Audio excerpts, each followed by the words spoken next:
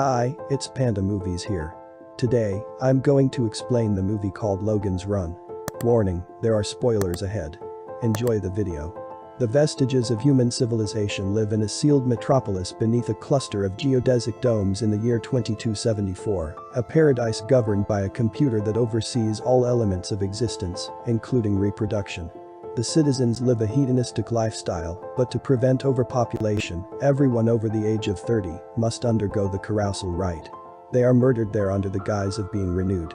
To keep track of this, each person is born with a life clock crystal in the palm of their left hand that changes color as they age and begins blinking as they approach their last day. Most residents accept this chance at rebirth, but those who do not and attempt to flee the city are referred to as runners.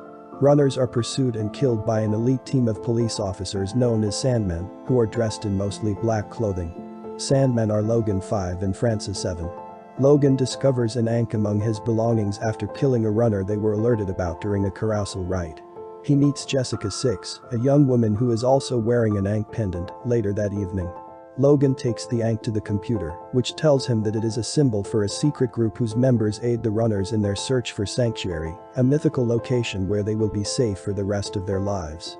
Logan discovers that the Sandmen have lost 1,056 runners as a result of this.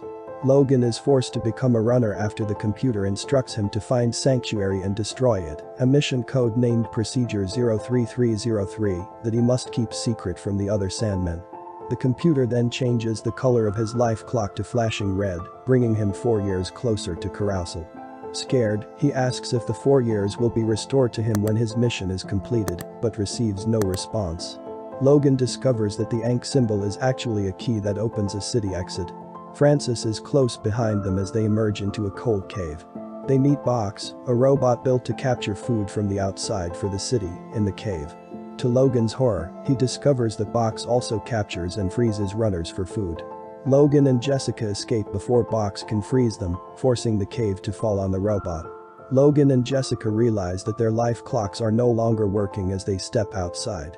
For the first time, they see the sun and learn that the ruins of human civilization have devolved into a wilderness. They locate an elderly guy living with many cats under the remains of the United States Senate chamber in an old, seemingly abandoned city that was once Washington, D.C. They are taken aback by his looks, as neither of them has ever seen anyone past the age of 30. Logan discovers that sanctuary has always been a myth as the old man reveals what he remembers about what happened to humanity beyond the city. Francis, on the other hand, has tracked them down and is fighting with Logan. Francis is fatally wounded by Logan. As he dies, Francis notices that Logan's life clock has cleared and he assumes Logan has resurrected. Logan and Jessica persuade the elderly gentleman to accompany them back to the city as proof that life exists outside the dome. The two enter, leaving the man outside, and try to persuade everyone that the carousel is a lie and unnecessary. Other Sandmen apprehend the two and transport them to the computer, where Logan is interrogated about Procedure 03303 and asked if he accomplished his assignment. There is no sanctuary, Logan insists. Logan, Jessica, and the other citizens flee the ruined city after discovering old ruins, exposed, an old man, and that the missing runners were all frozen.